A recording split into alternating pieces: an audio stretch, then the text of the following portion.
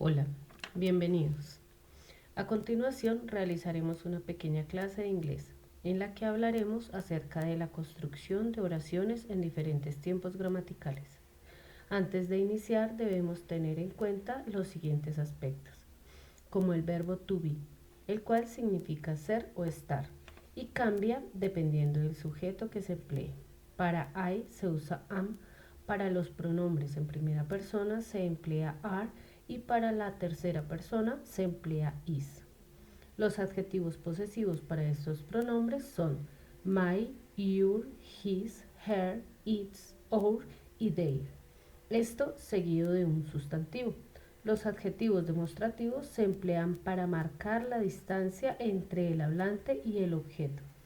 En singular se emplea this is para objetos cerca y that is para lejos. En plural se emplea these are para cerca y those are para lejos. Ahora sí, empecemos. Presente simple. Preguntas. Iniciamos con W. Se puede emplear what, where, when, who, we, which, how. Seguido a esto va el do o el does, dependiendo del sujeto. Si es en primera persona es do, si es en tercera persona es does. Luego el sujeto y el verbo simple. Afirmativas. Su estructura gramatical inicia con el sujeto, seguido del verbo simple, finalizando con el complemento. Detente. Sin embargo, cuando se emplean los sujetos he, she o it, se le agrega s al verbo, con algunas excepciones. Si el verbo finaliza en y y le antecede una consonante, se reemplaza por i latina y se agrega es. Cuando finaliza en o, ch, sh, ss o x, se le agrega es. A continuación veremos algunos ejemplos. El verbo play finaliza en y, pero le antecede una vocal, entonces simplemente agregamos s. El verbo fly sí antecede una consonante, así que cambiamos y quedaría flyes. El verbo go se le agrega es y quedaría ghost. Y el verbo watch se le agrega es y queda watches. Sin embargo, el verbo have cambia dependiendo del sujeto.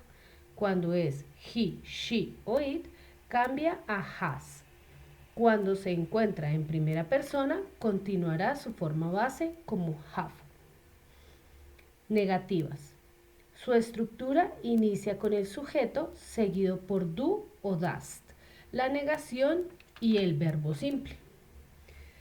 Recuerda que el auxiliar y la negación se pueden contraer y quedarían don't o doesn't.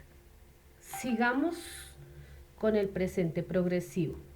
Para oraciones afirmativas se inicia con el sujeto, seguido del verbo to be, más el verbo con ing. Para oraciones negativas iniciamos con el sujeto junto al verbo to be, seguido de la negación. Recuerda que se puede contraer el verbo to be y la negación formando isn't o aren't, más el verbo con ing. Para oraciones interrogativas iniciamos con el verbo to be, seguido del sujeto y el verbo con ing, finalizando con un signo de interrogación. Ahora, pasado simple. En el inglés, los verbos se dividen en dos grandes grupos, verbos regulares. Su forma en pasado es más fácil de hallar ya que solo se les agrega ed. Por ejemplo, el verbo play en pasado sería played. Ahora veamos verbos irregulares. Estos sufren más cambios. Por ejemplo, el verbo buy cambia y se convierte en bought. Oraciones afirmativas. Su estructura gramatical inicia con el sujeto, seguido del verbo en pasado y finaliza con el complemento. Por ejemplo, el ratón barrió o el ratón estaba en la casa. Oraciones negativas.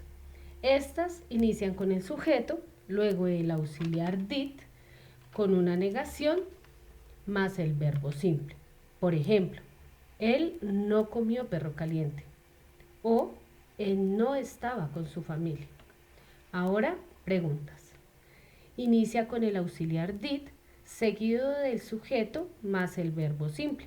Por ejemplo, ¿el cielo estaba azul? ¿O viste niños en el parque? Espero que la información haya sido clara. Gracias por ver este video.